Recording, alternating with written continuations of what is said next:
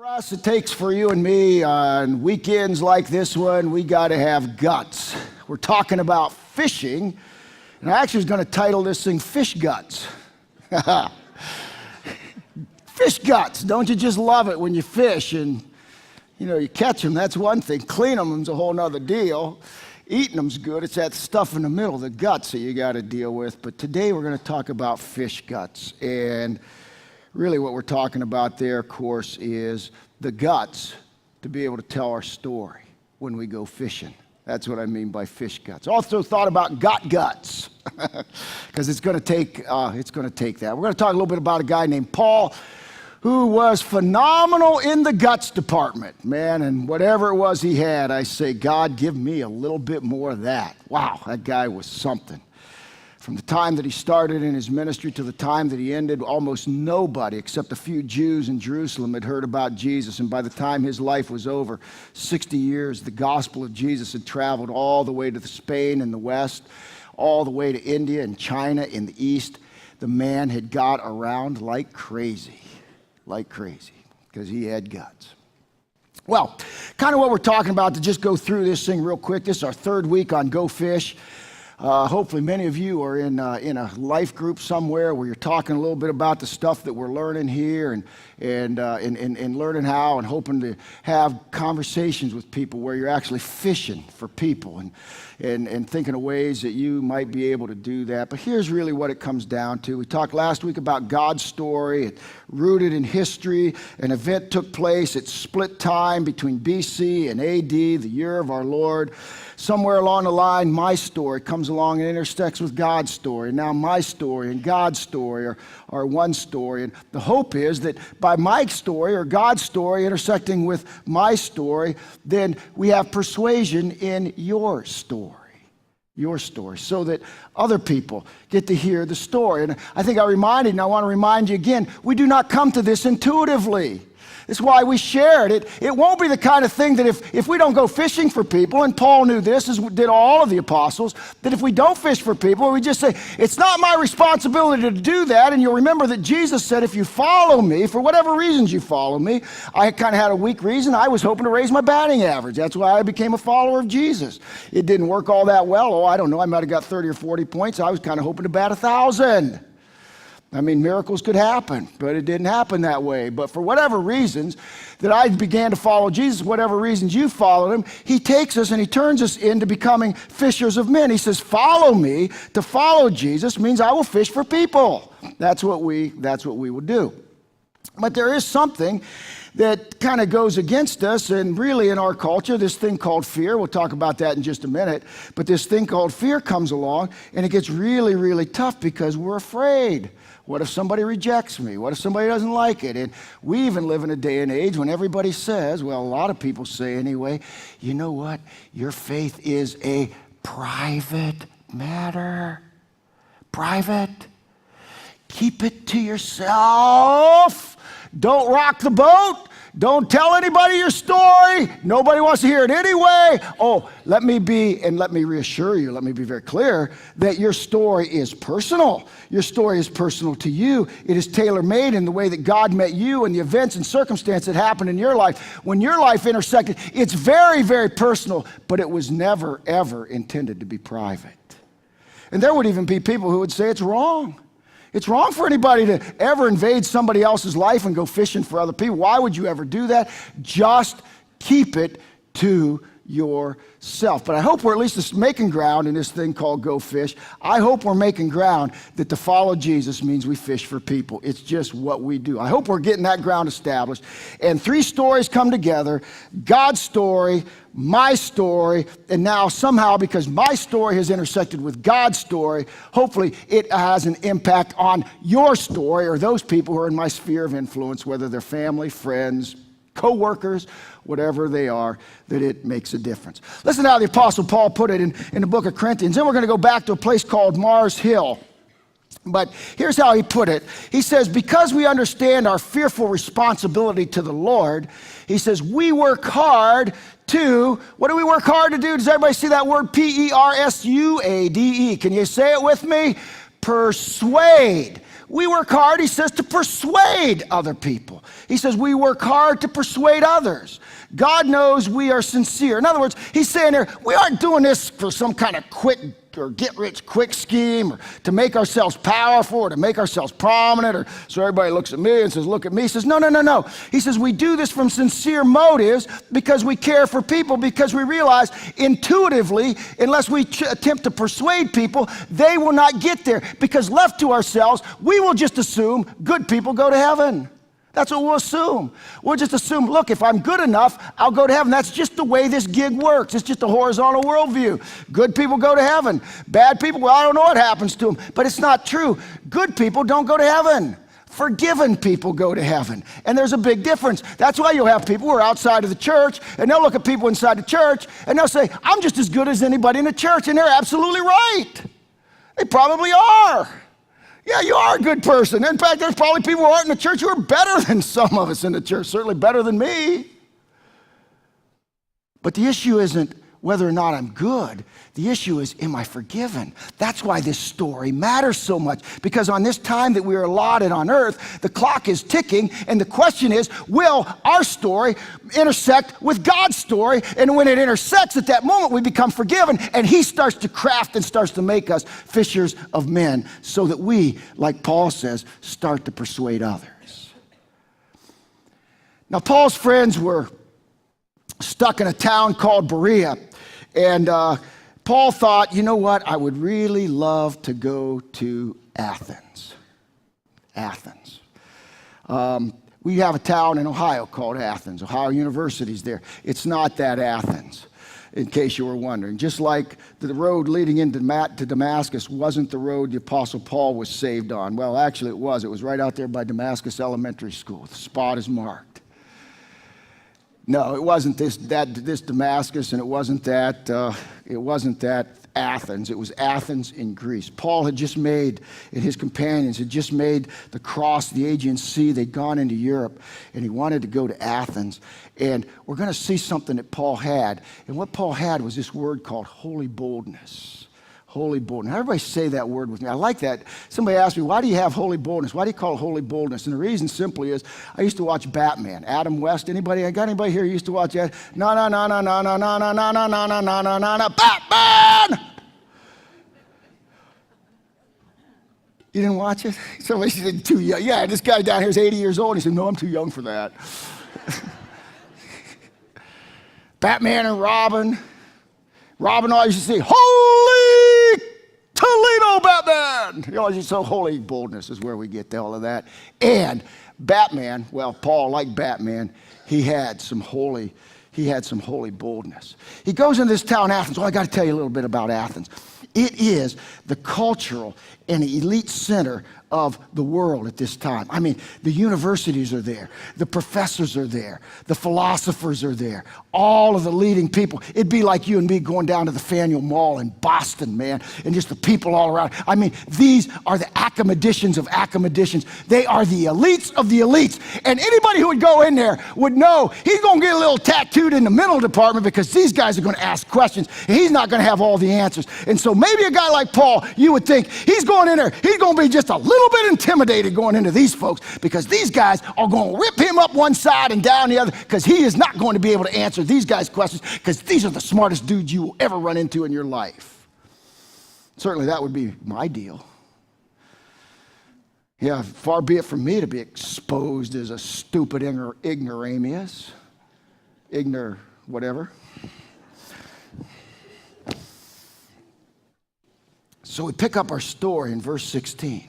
Now watch what Paul does. Now he's going into Athens. He's saying, hey, a little sightseeing tour, you know. We'll see a few of the stadiums around here and see all the stuff. That's what I really want to do. Just catch a little sightseeing in the city here. Have a great time with a few folks, you know. Whatever we're going to do here in Athens, let's do it, man. Here it's a good party town, so let's go down and do a little bit of that. You think that's what he's going to do? Just show, oh no, watch what happens. Watch what happens. Au contraire. Here he is. He says, while Paul was waiting for them, that's his companions who are back in Berea, they're going to meet him in Athens, and they're going to go to another city. It says, while Paul was waiting for them in Athens, he was deeply troubled by all the idols he saw everywhere in the city. He went to the synagogue to reason with the Jews and the God-fearing Gentiles. Now watch this. and he spoke daily in the public square to all who happened to be there. Paul is a kook. He's one of those guys you see outside the football field, hey, Jesus over here, man, let me tell you about him. I mean, the dude is losing it. In the public square, he's just running into people, and he's talking about this guy, Jesus, and they're going, wow, man, this dude's really crazy, man. And he's trying to do the best he can to answer questions, but he just won't shut up about it. He keeps on going. Now watch what happens. He says, he also had a debate with some of the Epicurean and Stoic philosophers. He's even actually debating these guys, man. He's going on toe-to-toe with them. When he told them about Jesus and his resurrection, they said, what's this babbler trying to say? These strange ideas he's picked up. Others said, he seems to be preaching about some foreign gods. Now, he just starts out talking in the synagogues. He goes into public square, he has a few conversations. The word starts to go out because of this guy's boldness and what he's talking about. He gets invited up to the high council Areopagus. This is what Paul does. He's like, this is called Mars Hill too. And here on Mars Hill, they have all these gods. I mean, there's Zeus over here, and there's Achilles over here, and all these great heroes. And he notices that there's one over here. We'll get there in a minute, what he talks about. But then they took him up to the Mars Hill, or the council of the city. And watch what they say. Come and tell us about this new teaching, they said. You are saying some rather strange things, and we want to know what it's all about. And then Luke just kind of parenthetically says, he says, it should be explained here that all the Athenians, as well as the foreigners in Athens, seem to spend all their time discussing the latest ideas. This guy Paul had a little bit of holy boldness. Let me talk to you a little bit about boldness and what it is. Boldness is simply this: speaking up when the opportunity presents itself. Did you hear that? Speaking up when the opportunity presents itself. Say that with me. Boldness is speaking up when the opportunity presents itself. A couple Christmases ago, I heard that Target stores had told all of their employees that come the holiday season, it's just around the corner, and I don't know about you, but I started getting my Christmas bells out this morning, little snowflakes falling. You see the horse feathers coming down from the sky this morning, a little bit of horse. It's coming, folks, it's coming. Start getting excited for Christmas a little bit here. And I remember a couple years ago, I was in Target doing some Christmas shopping, 12 o'clock Christmas Eve. And I was in there, and almost, but not quite. But I was in the Target store, and I knew that they had this policy. There was a soft-spoken woman working behind the cash register. And as I got my stuff and was getting it all together, grabbing the bags, she says, "Merry Christmas, sir." I said, "I don't think you guys are supposed to say that, are you?" She goes, "I don't know how we can celebrate the greatest holiday that ever happened in the history of the world with happy holidays. Merry Christmas, sir." Boldness, boldness, boldness. There's a teacher I know about. She teaches second grade. Every year the Christmas season comes along, and she opens up the book of Luke, and she tells her students and reads the story of the birth of Jesus.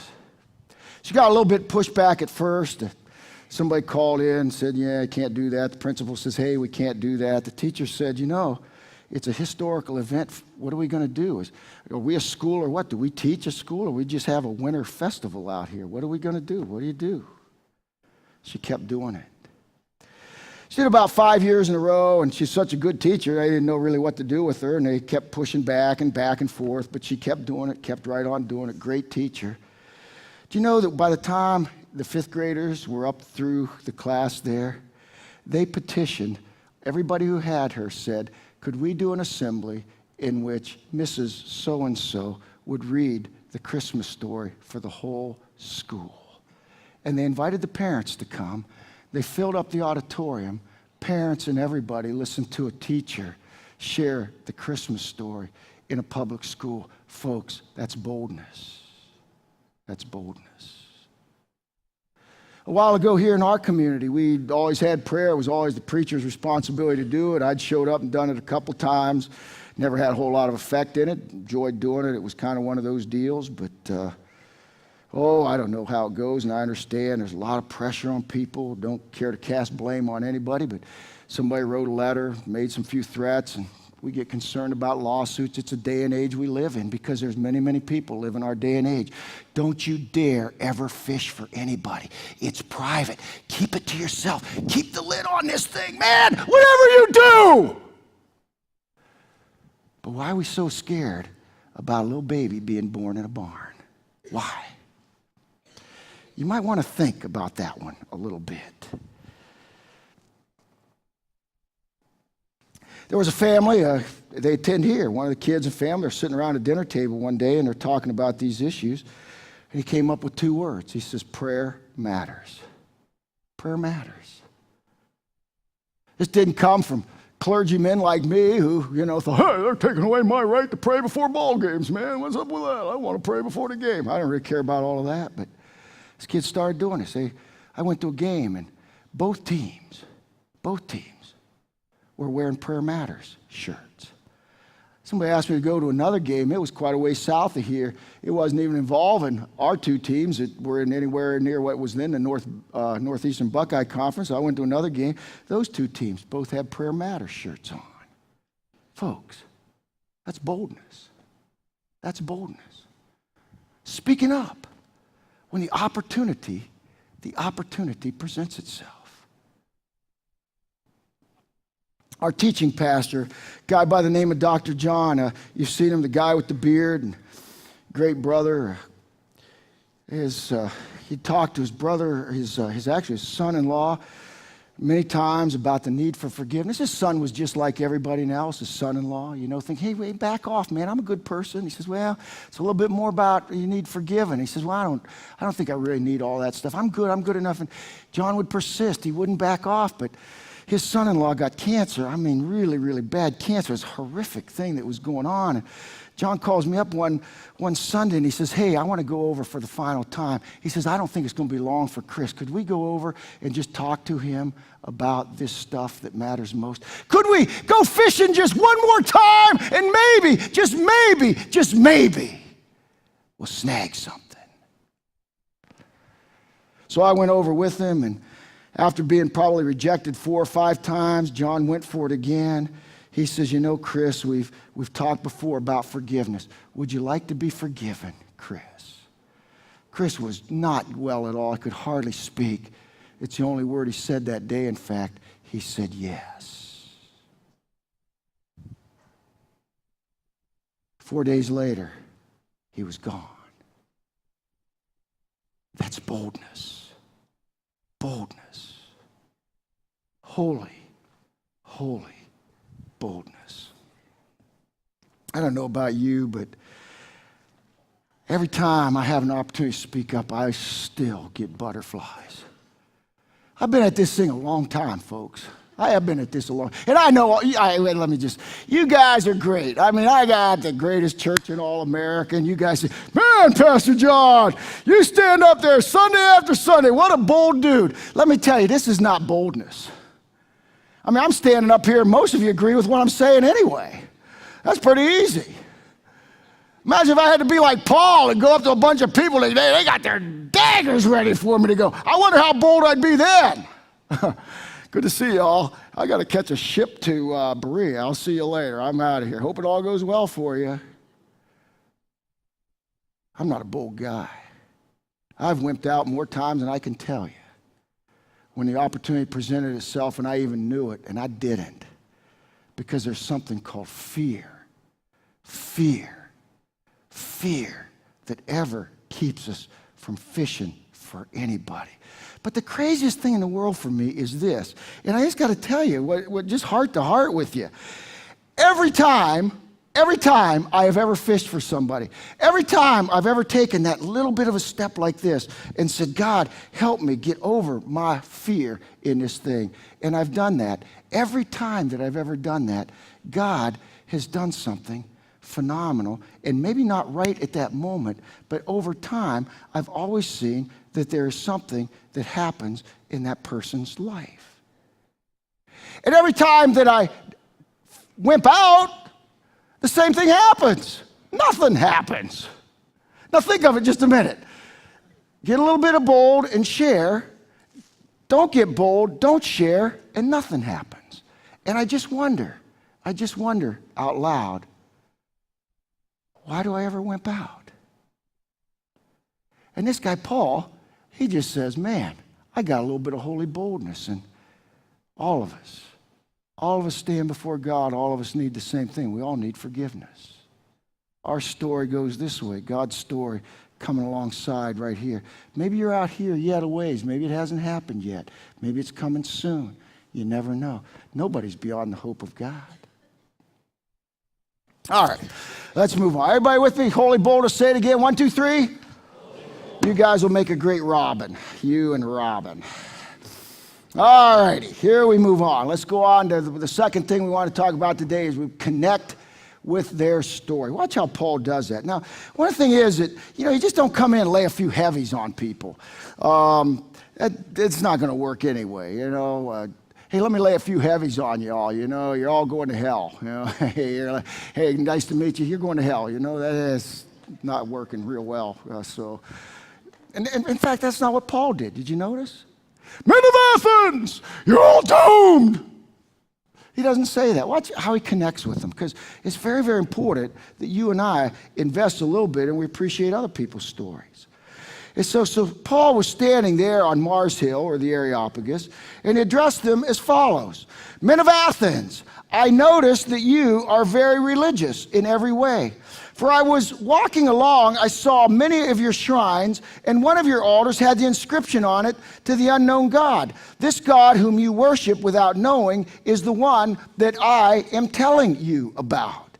And he says here, in other words, Paul says, hey guys, you know what? I really want to commend you. I want to appreciate you. I want to say, wow, I can tell you guys are really looking for God. I just want to say that's pretty cool. I'm hearing your story. I've paid attention to the sights and sounds of your life, and I'm seeing everything that's going on here. And I've noticed that you know what? You guys have your story over here, and I just want to tell you I appreciate that story. And I also want to tell you that you've got all of these gods up here, but there's one over here that you have to the unknown God, just in case you missed one, and it's that one that I want to tell you about. Do you see how he connected with his audience? He did not devalue, discredit, invalidate the story of someone else. He cared about their story. He spent enough time to at least experience what life was like for them so that he would have the opportunity for his story and how God had intersected with his story to their story. And it's a wonderful thing for you and me to do the same. So whenever you go to tell your story, make sure you pay attention to the other person's story. Don't just devalue it and say, oh, well, you're all messed up, but I'm straightened out. Let me tell you how I am. Oh, no, never forget. You're just one beggar telling another beggar where to find food. And that was Paul. Your story's pretty good. Your story's pretty good.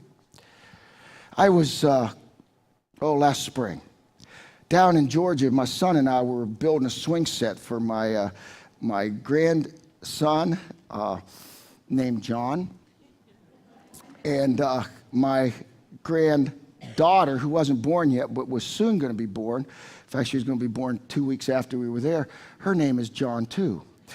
Thought you'd be interested in knowing that. At any rate, a guy named Hill, that was his name, Hill, comes over and he starts talking to us. My son Joe kind of befriended him. He's out in the yard a lot playing with kids, and Hill would go on walks, and Joe kind of got to know him, and Hill comes over and he's kind of, standing down there on the ground just talking, And honestly, guys, I got to tell you, he's becoming more and more of a nuisance and wasting my time because we really want to get this job done. We got a lot to do. And you guys who are more task-oriented and achievers of, I got this job to, you don't want to sit around and make a bunch of small talk with some guy who's just looking at your swing set job and saying, hey, you might have got that one bolt in there a little bit crooked. I think it's about time for Hill to go home. At any rate, he just starts talking and starts telling a little bit of his story, and Joe's kind of telling him a little bit about what I do for a living, and he kind of starts to share his story. Yeah, I used to go to church a little bit, and yeah, I used to pray even. He said, yeah, it's been a long time since I prayed. And I'm thinking, Lord, really? Really? I'm supposed to be off the clock right now. I'm on vacation. Really? Hill? And I'm trying my best to, move him on. And he keeps on with his story, and man, his wife been diagnosed with cancer, and he's sharing all of this, and I'm thinking, man, I probably ought to do something. I did nothing. Oh, we got a nice swing set put up. And my grandchildren are playing on that swing set, and they send me pictures back, which is a miracle thing with these little cell phones you got because you kind of connect with them, and I always get these little pictures. See the little thing there that Papa made? But I blew it. But I do thank the Lord. I do thank the Lord that my son was paying attention. And he and his wife, Erin, they went over to Hill's house, knocked on the door, baked him a nice pie, took it over there and said, you mind if we come in and just talk to Deb a little bit? And they did. And they went in, saw Deb. And she's not doing well. Of course, she's fighting cancer. But at any rate, he went in there and they talked to her. And Joe says, would you mind at all if I just prayed for you, Deb? Oh, no, please do. Please do. He did. Oh, Joe said he was out playing with the kids here, September, actually raking up a few leaves. It's fall this time of year. Leaves and kids are great fun, aren't they? You ever notice that? Leaves and Big John are a lot of fun, too. I love them, man. Just go flying in. Yeah! They're not quite as soft as they look, however. But he says to me the other day, he says, Dad, he'll stop by. He says, oh, yeah, how's that going? He says, well, Hill says he's starting to talk to God again. That's a good start. That's a good start. Every time I've wimped out, I get the same result. But every time you step up and say, God, help me through my fear, God does something. So I just wonder, why on earth do I wimp out? Fear? Why am I so afraid? No one ever forces anybody. That's not the point of all of this. The point is, God, you've given me a story. Help my story to connect with other people's story. And Paul is so wonderful in the way that he has this boldness, and yet he appreciates the story of other people. He pays attention to their story. It's very important that we do that. Next point, God's story is about forgiveness. God's story is about forgiveness. I want to make sure everybody gets this because it's this one, boy, gets us messed up a lot because, you see, if we just have this horizontal view of life and, we just believe this is all we have here in this material plane and all that life is what we can see and what we can know and book knowledge and what we can experiment with and what we're able to learn from our material world and stuff like that. If that's all the story that we ever have, then we're bound to look like this is all that we ever will have. This is as good as it ever gets. But Paul tells them as he's speaking to the people, he says, God overlooked people's ignorance about these things in earlier times. In other words, God wasn't so much interested in the whole world. He was actually working through the Jews to raise up a group of people who would follow him, and it would be a city set up on a hill so the nations of the earth would see, wow, what is it with those people that makes them so good? What do we need to do that they do? But that experiment failed miserably because the Jews could never live up to it. So God says, I will send my son Jesus to earth. And he says he commands everyone everywhere. Well, as I see that, that means all people. Doesn't it mean to you, everyone everywhere? So guess what? That means you and that means me. That means people in Lahu villages. That means people that are wherever they are. It means everyone everywhere needs to be forgiven. And he says to repent of their sins and turn to God. For he, God, has set a day for judging the world with justice by the man Jesus he has appointed, and he proved to everyone who this is by raising him from the dead. So here we are again, right back to why we fish in the first place. Why would we ever make ourselves or expose ourselves or be considered weird or odd or unusual or awkward moments or And I realize there's some of us in this room that are very, very bold. We don't put any bait on the hook. We do nothing. We just go there and we try to spear the fish. Spear! Nailed him! At least that's what we like to think. And I've had those folks that have come to me, and I'm a believer too, and it's always a little bit awkward when they really force it on you. Are you sure? I'm sure. Yeah, all right, thank you very much.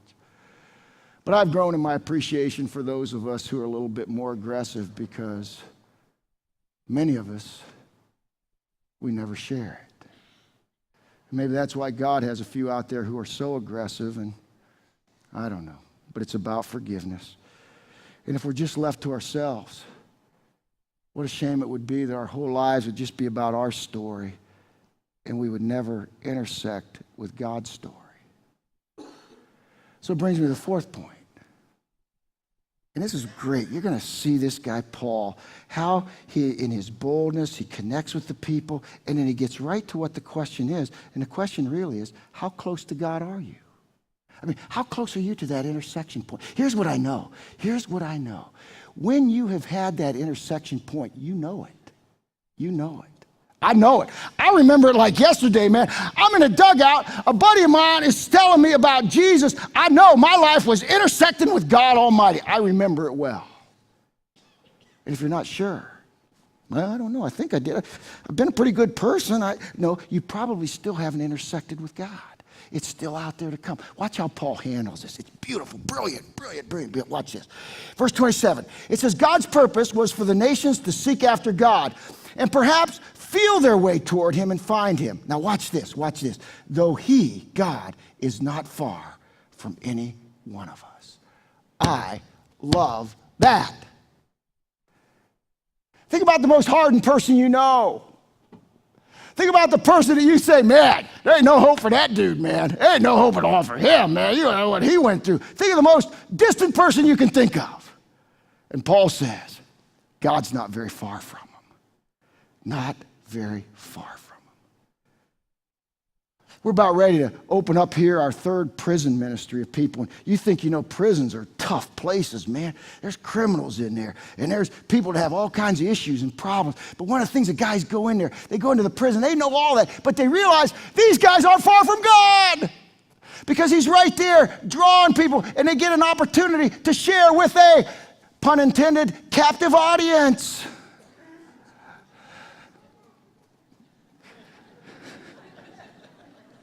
Pun, captive. You didn't like it? Okay. All right. They do. And they realize as they go in there that there's people who are having intersections with God's story. Why? Because they're fishing in a tough place. The story is about forgiveness. Good people don't go to heaven. Forgiven people do. All of us need forgiven. And that's what Paul's talking about here. And look how he connects even again. He says, for in him we live and move and exist, as some of your own poets have said. There he is pulling something out of the Greek culture again and say, your own poets have said this. We are God's offspring. Watch what the result is. Paul has just spent probably a week, maybe 2 weeks in Athens. He's waiting for his buddies. He's in one of the most difficult areas where it ever is to share the gospel. It says when they heard Paul speak about the resurrection of the dead, some laughed in contempt. That'll happen. Some people will laugh and think it's funny. Some people say, don't give me any of that stuff, man. Some people had somebody somewhere along their life, they tried to shove it down their throat. and it hurts, and they got pain, they got issues that they still haven't dealt with and resolved altogether. And they think, man, if ever I got to go through that stuff again, I don't ever want to be like that. But they got mixed up because they started looking at people instead of Jesus. We always got to get our eyes off of the people and get them on Jesus.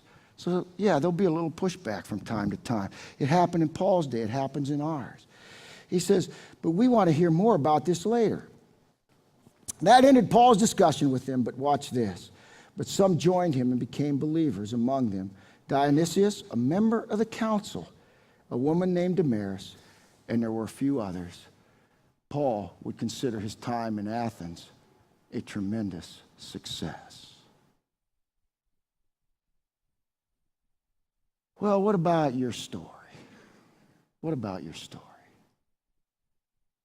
What about your story? Just going along in life right here. Maybe this is all you think it ever is, the 80 or 90 years you got here on life, this story right here. And it's a good story. It's a good story. But has that story intersected with God's story?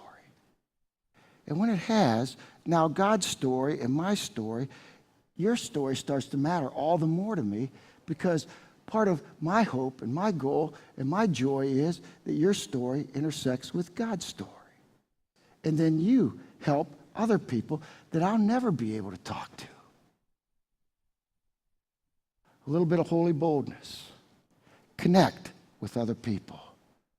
Realize it's not just about being good and trying to be better. It's really about being forgiven. Just being forgiven. God, I need your forgiveness. And God says, in history, I made a plan that affects us still all the way up 2,000 years later, where we can be forgiven. And maybe God's laying somebody on your heart. And he's saying, you know what? I want you to do a little fishing for some people. Get some good bait on the hook. Appreciate their story, regardless of what it is. Appreciate it. But allow for opportunities when they come to speak up. Your story and how it's intersected God's story. Let's bow our heads.